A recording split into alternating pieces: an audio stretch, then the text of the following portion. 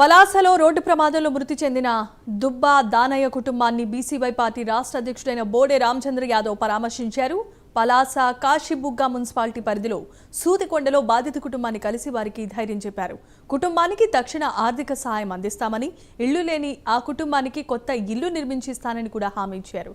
దానయ్య పిల్లల విద్యా బాధ్యతను తానే తీసుకుంటానని తెలిపారు. రాష్ట్రంలో రోడ్డు ప్రమాదాలు పెరుగుతున్నాయని, మత్తు పదార్థాల వినియోగం యువత భవిష్యత్తును నాశనం చేస్తోందని ఈ సందర్భంగా ఆయన ఆందోళన వ్యక్తం చేశారు. దానయ్య గారి ఆత్మకు సద్గతులు కలగాలని, అదేవిధంగా వారి కుటుంబ సభ్యులకు ఆ భగవంతుడు మనోధైర్యాన్ని ప్రసాదించాలని మనస్ఫూర్తిగా భగవంతుడిని కోరుకుంటూ, రోడ్డు ప్రమాదాలు ప్రతి నిత్యము సర్వసాధారణమైన పరిస్థితి అయిపోయింది.